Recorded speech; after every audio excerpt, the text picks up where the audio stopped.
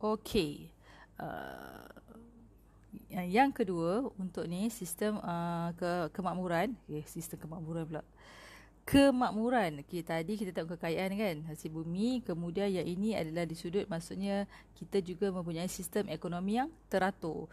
Kenapa? Sebab kita terlibat dengan aktiviti perdagangan. Dan juga kita juga mempunyai kemajuan dalam pelabuhan. Okey? Kenapa kita maju dalam pelabuhan? Sebab kedudukan pelabuhan kita adalah sangat strategik, iaitu terletak dekat muara sungai. Contohnya pelabuhan dekat Melaka ataupun pelabuhan dekat Johor. Selain daripada menjadi pusat pelabuhan, dia juga menjadi tempat pusat pengumpulan barang. Kenapa? Apa sebenarnya pusat pengumpulan barang? Dia macam sekarang awak nak shopping. Shopee yang mana tak boleh keluar kan, awak pergi dekat Shopee. Dekat Shopee awak tekan, dia ada banyak barang yang awak boleh tengok. So itu dipanggil pusat pengumpulan barang. Ini version digital lah. Untuk dulu kita ada version digital tu. So disebabkan Melaka merupakan pelabuhan yang strategik, kedudukan dia dekat tengah-tengah, maka pedagang Cina, pedagang Arab datang kan, berkumpul kat situ bawa barang-barang dia. Jadi jimat masa. So orang tak perlu pergi ke negara Cina untuk dapatkan barang Cina, sebab pedagang Cina dah ada dekat Melaka. Jadi kat situ, jadi sebab tu pusat pelabuhan yang maju, dia akan secara automatik dia akan menjadi pusat pengumpulan barang. Dan disebabkan pelabuhan tu maju, dia ada seorang dilantik untuk menguruskan pelabuhan itu, dipanggil Syah Bandar. Syah Bandar ni sebenarnya jawatan untuk orang Arab. Sebab masa tu Melaka ada hubungan baik dengan orang Arab, sebab tu dia ambil nama Arab. Sebab kita pun Melaka merupakan pusat penyebaran Islam kan, so pengaruh Islam banyak mempengaruhi Melaka. Pelabuhan Melaka ada banyak kapal yang berlabuh di Melaka.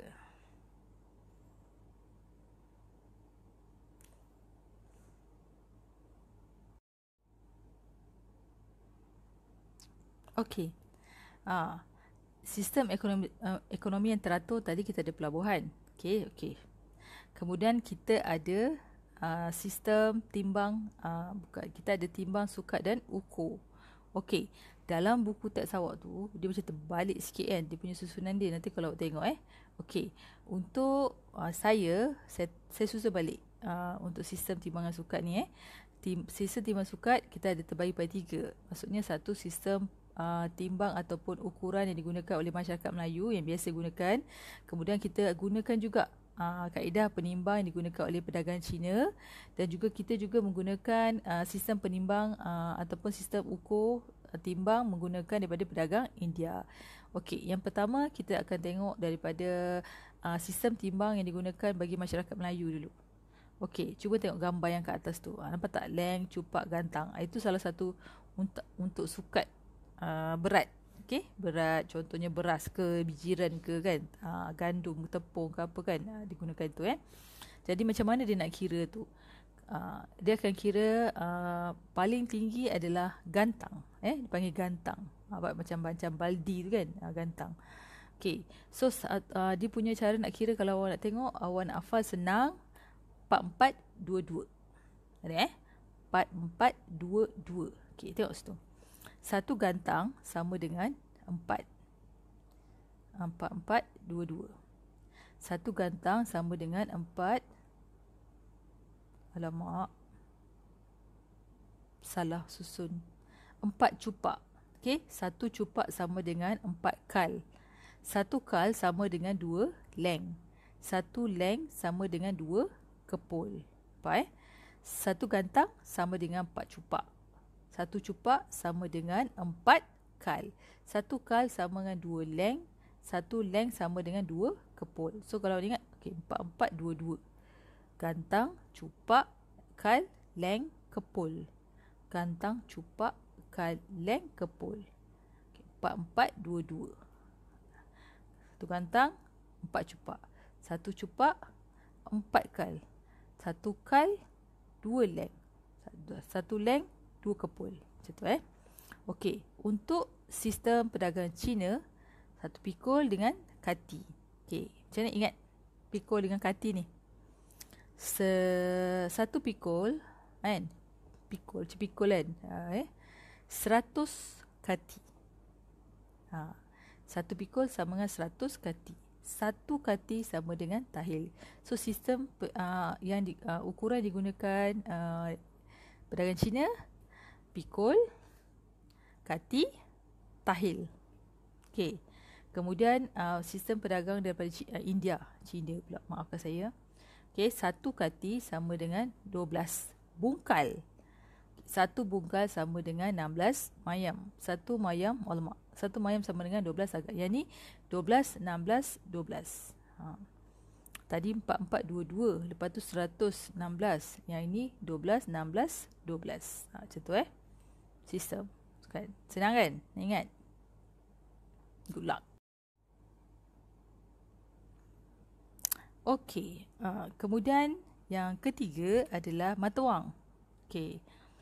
Macam saya kata, sebelum penggunaan mata wang, kita masyarakat tradisional adalah menggunakan sistem barter. Tapi sistem barter ada kelemahan dia. Okey. Kemudian disebabkan kelemahan-kelemahan dalam sistem barter, maka digantikan dengan menggunakan penggunaan wang logam yang terdiri daripada emas dan timah. Okey, yang tadi saya tunjuk tu. Okey. Kemudian yang satu lagi adalah sistem cukai. Apa itu cukai? Macam kita sekarang kan, keluar naik kereta, kita jumpa tol kan. Okay, tol tu cukai. Contoh mudah lah kan. Beli pizza, nampak cukai kat bawah tu. Okay, cukai. So kita bayar cukai. Cukai ialah satu bayaran dikenakan ke atas hasil ekonomi, seperti hasil pelombongan ataupun hasil pertanian. Kebanyakan dikenakan kepada orang yang mengusahakan lah. Okay. Contohnya dia dapat jumpa 10 emas. Satu emas dia kena bayar dekat pemerintah. Okay. Kenapa? Sebab duit yang pemerintah dapat adalah merupakan sumber pendapatan bagi pemerintah ataupun negara. Dan duit yang pemerintah dapat, pemerintah akan gunakan balik, itu gaji, itu kira bayaran gaji untuk pemerintah lah, digunakan balik untuk memakmurkan negeri. Okay.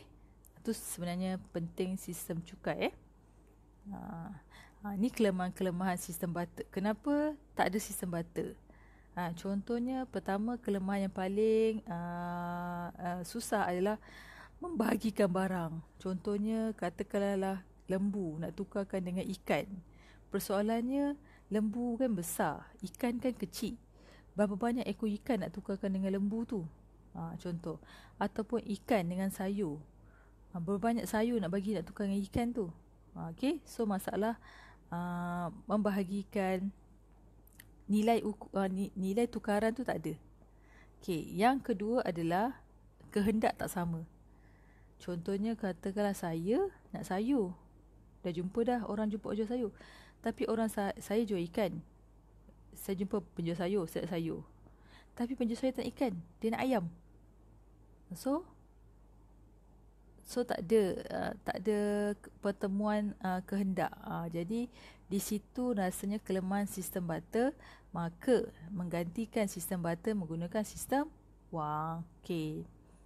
Ni contoh-contoh wang wang daripada perak ataupun wang daripada perak, wang daripada timah ataupun wang daripada emas. Ni contoh wang digunakan dekat Perak, macam duit shilling kan. Okey. Ni pun sama. Wang digunakan dekat Kelantan ataupun dipanggil wang kijang. Nampak tak? Gambar macam bentuk kijang tu kan. So dipanggil wang kijang. Ni wang di Kedah, unik. Dia ada macam berbentuk ayam jantan tu. Okey. Yang ni panggil wang pitih. Pitih.